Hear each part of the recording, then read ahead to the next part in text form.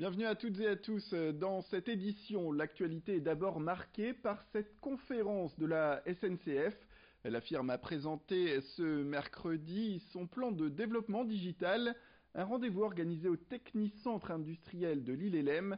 Les équipes ont alors dévoilé les techniques numériques qui permettront prochainement de transformer la façon de voyager.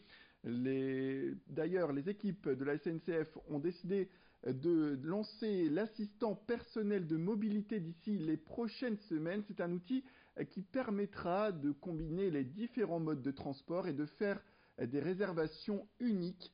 On écoute Guillaume Pépi, le président de la SNCF, à ce sujet. Il sera fondé sur l'appli SNCF, dont on a parlé. Il sortira en 2 étapes. Il sortira d'abord en octobre-novembre sous forme d'un nouveau look and feel sur le site. Et puis il sortira en mars avec un périmètre d'information beaucoup plus large qu'aujourd'hui. Donc ça se fera en 2 étapes. Ce qu'on avait imaginé au départ, c'est de faire une société commune avec RATP et Transdev. Et il est apparu que faire une société commune, ça posait des tas de problèmes au regard de la concurrence, etc. Et que c'était plus simple de coopérer sur ces sujets-là sans créer de société commune. Fini les check-up organisés par l'assurance maladie pour les personnes qui se sont éloignées du système de santé. Place désormais à l'examen de prévention en santé. Le système veut adapter les analyses médicales en fonction de l'âge, du sexe ou encore des habitudes de vie des patients. Les personnes qui se sont éloignées du parcours de santé peuvent aussi rencontrer des agents, une équipe dédiée qui les informe alors sur leurs droits et les dispositifs qui peuvent leur permettre d'obtenir une complémentaire santé notamment. Un rendez-vous totalement pris en charge par l'assurance maladie, une rencontre avec un médecin qui reste parfois vital, comme le souligne la responsable du centre de Douai que nous avons rencontré. L'objectif, c'est d'éviter effectivement l'apparition de maladies chroniques. Effectivement, si on n'est pas suivi médicalement, on peut, si on ne fait pas attention à sa santé ou à son hygiène de vie, on peut voir apparaître des maladies chroniques comme l'hypertension, le diabète, le cholestérol, les triglycérides, la BPCO pour les personnes qui fument. Donc effectivement, nous, notre rôle, c'est de les rendre acteurs de leur santé, de leur faire prendre conscience, de modifier leur hygiène de vie pour éviter justement l'apparition de ces maladies chroniques ou l'aggravation de certaines maladies chroniques. Déjà présente à Paris et à Rennes, l'application Foxy lance un jeu de piste à Lille. L'objectif, démêler une affaire de meurtre, rien que ça.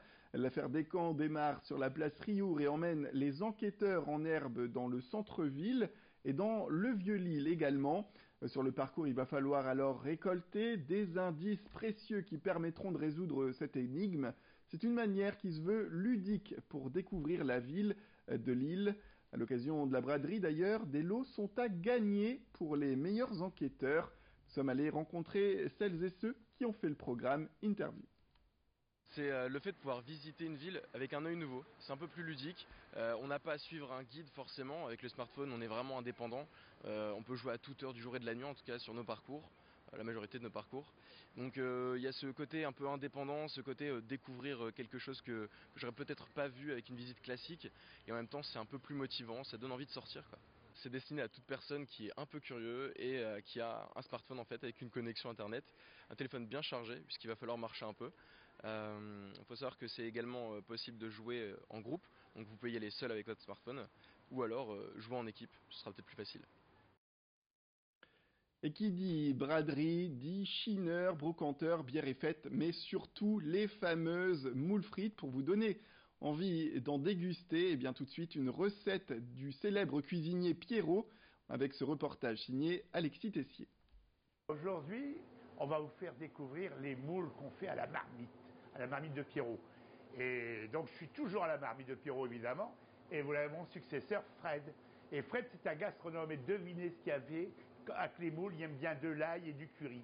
Si bien qu'aujourd'hui, on va faire des moules qu'on a appelés Fredo. Alors pour ça, c'est comme d'habitude. Évidemment, on a les moules du Mont-Saint-Michel. On va d'abord mettre un peu de beurre. Ça, c'est la base pour faire des moules. On va simplement mettre un peu d'oignon.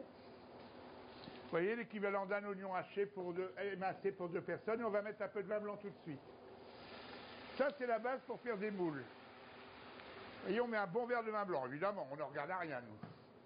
On va mettre du céleri.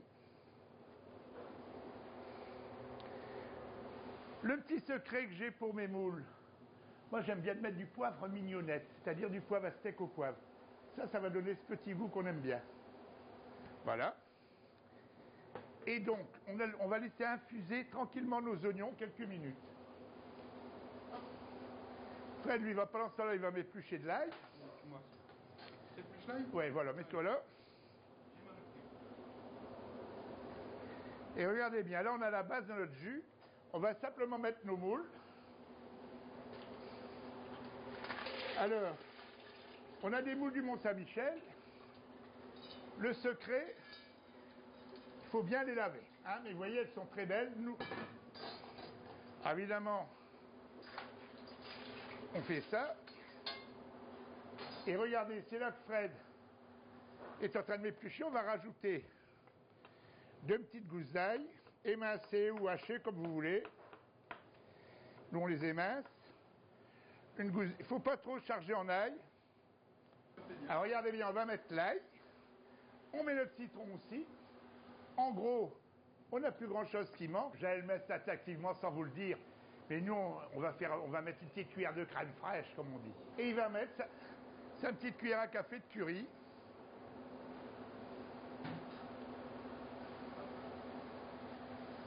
La touche Fredo. Eh ben, on va s'occuper de nos frites.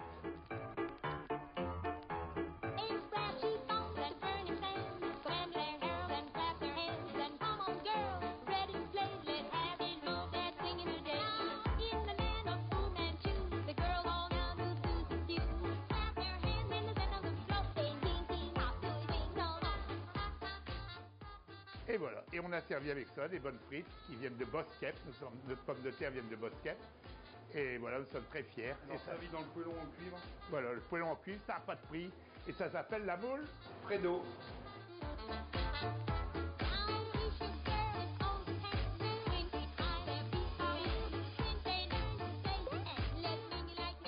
Voilà, il n'y a plus qu'à les manger, de préférence durant ce week-end de la braderie. C'est la fin de cette édition. Merci à toutes et à tous de nous avoir suivis. Restez avec nous tout de suite, l'information continue.